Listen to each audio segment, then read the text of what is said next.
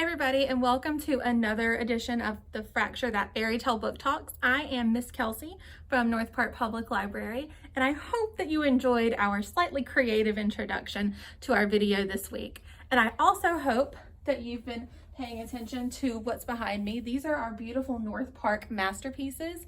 They were actually created by our kids here at North Park, and we love them.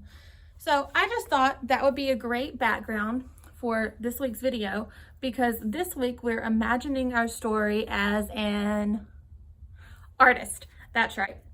So I have our first fractured fairy tale for today right back here. But before we get into that, let's talk about the theme for today. So today's theme is as an artist. And so we're going to be focusing on some fractured fairy tales with beautiful artwork. So I hope you will enjoy them. This is The Gospel Cinderella by Joyce Carol Thomas and David Diaz.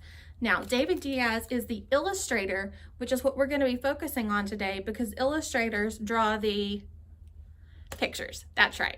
So this is a fractured version of Cinderella. Yep. And so do you want to see pictures first or hear about the story? The story? Okay. Let me tell you a little bit about it. Are you ready? Once upon a time, there was a singing Cinderella with a voice as flavorful as licorice. Licorice. Do you like licorice? Let me know in the comments. I don't. There was also a crooked foster mother and two evil stepsisters, a queen mother rhythm and a prince of music. There wasn't a glass slipper, but there was a great gospel choir and a swamp. Now, what about that sounds like Cinderella to you? There's a stepmother, and two stepsisters, that's right. So those are in the original Cinderella. Oh, and there's a prince, and of course there's Cinderella herself. But the rest of that sounds pretty different, doesn't it? The singing, the gospel choir. So I hope you'll check it out and see what all those other differences are and how the story goes. But now let's focus on the artwork for a minute, okay? I have bookmarked some of my favorite illustrations. I can't show you all of them because that would just ruin the book. So let's see here. This is one of my favorites. The colors are beautiful. It's very vibrant. And I just always thought the art in this book was very unique and beautiful. Want to see another one? Okay. Here's another one. There we have Cinderella working on a dress. I wonder what that might be for. You can see her thread. Yeah, I love these colors. One more? Okay, just one more. This is probably my very favorite one. Are you ready, guys? Look at all of that color. It's amazing, isn't it? Look at their hair and their clothes and jewelry even. What do you think is in her hair? What do you think those are? You think they might be flowers, something else? Let me know in the comments. So again, this is The Gospel Cinderella by Joyce Carol Thomas, illustrated with these gorgeous pictures by David Diaz. Check it out. Let me know what you think about it. And let's move on to our next book, which is a graphic novel. So I will see you guys over there. All right, guys, welcome to the graphic novel section here at North Park for the second part of our Fracture That Fairy Tale as an Artist book talk. The book I have for you right now is a graphic novel. It's a juvenile graphic novel, but I think teens would have fun with it, adults. I had a lot of fun with it, and even some of the kids, as long as an adult helps them. Because you don't just read this book, you play it. Let's look at it. So, this is Hocus and Pocus, The Legend of Grimm's Woods, and it is the comic book that you can play. So this is by Manuro Garobi. I might have pronounced that wrong. I apologize. And at the very beginning it says this. Stop! This isn't a regular comic book. And it's not, because you get to choose your character and you get to choose your own journey through the book. So you're going to get to be either Pocus or Hocus. And let me show you how the adventure works. So let's try with this panel. Also, these illustrations are why I picked this book for today. I almost forgot to say that. I love the artwork in this book. It's a lot of fun, and I think you'll enjoy looking at it too. So let's try this panel here together. It says, "No sign of her on the ground, and you don't hear anything either. You may have lost her for now, but don't give up." So let's look more closely at what we would do next. In this picture, there are some numbers. There is a 93 here and a 2 over here. So depending on which way you choose to go, you would go to either page 93 or page 2 for the next part of your adventure. And it's all up to you.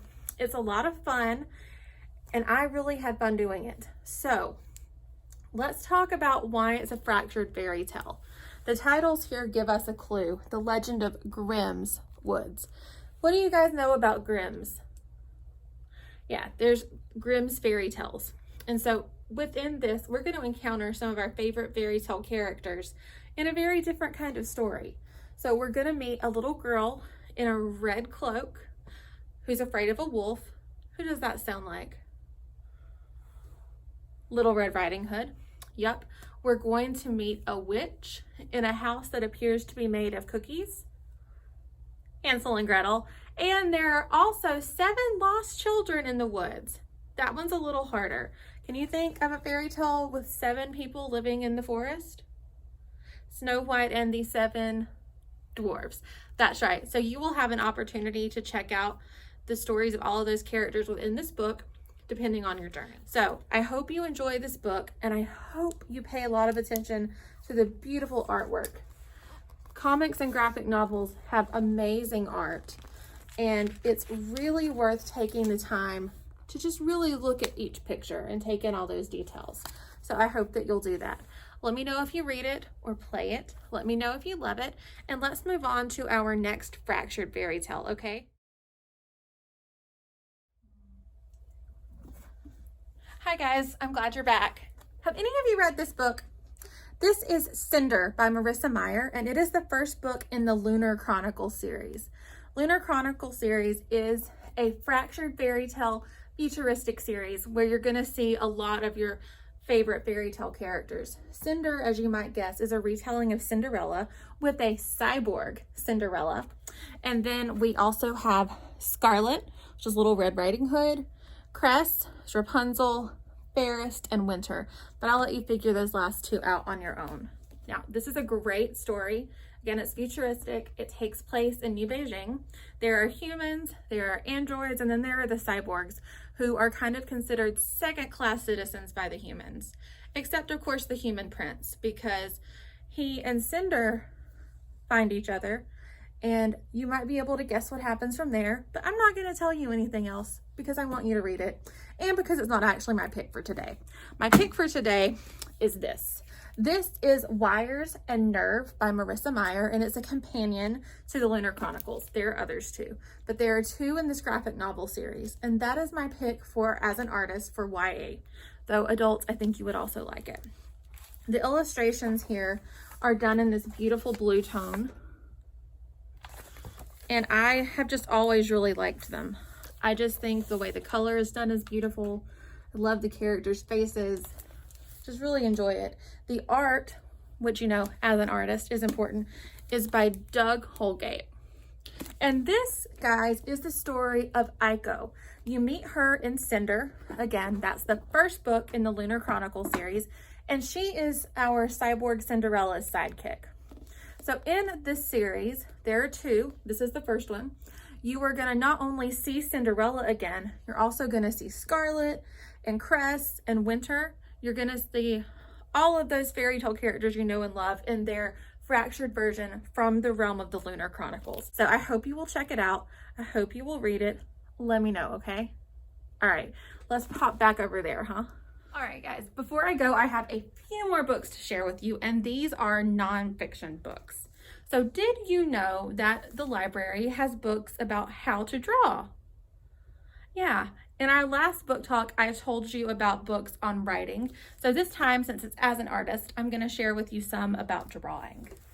So this first book is one of my favorites. It is The Art of Crayon, Draw, Color, Resist, Sculpt, Carve by Lorraine Bell.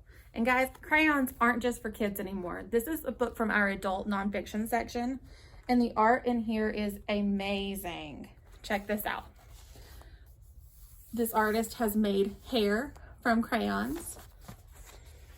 And there are also some awesome crayon carvings in here. There's some Winnie the Pooh characters. And it's going to give you some tips too. So it's not just looking at art, but it's also showing you a little bit about how it works. So here's a page that's instructional. Pretty cool, right? I really like that one. One more. This is from our juvenile nonfiction section, and it's called Monsters. Draw Your Own Mutants, Freaks, and Creeps by J. Stevens. I had a lot of fun with this book at Halloween because it actually gives you step-by-step instructions on how to draw some awesome, wacky monsters. Starts out super simple, and it walks you through each step to get to the end here. So this is pretty detailed, gives you a lot of good information, and I mean, you can use these drawing skills to draw other things too. It doesn't have to be a monster. So again, this is Monsters, and this is The Art of Crayon, but we have a lot of other art books available. So I would recommend checking out that catalog and seeing what you can find that interests you. I hope you had a lot of fun today. I've enjoyed being with you to talk about some fractured fairy tales and this great nonfiction as an artist. And I hope that you guys are enjoying our Imagine Your Story as an Artist summer reading theme this week and our overall summer reading program. So we will see you tomorrow for more summer reading fun, all right? Bye.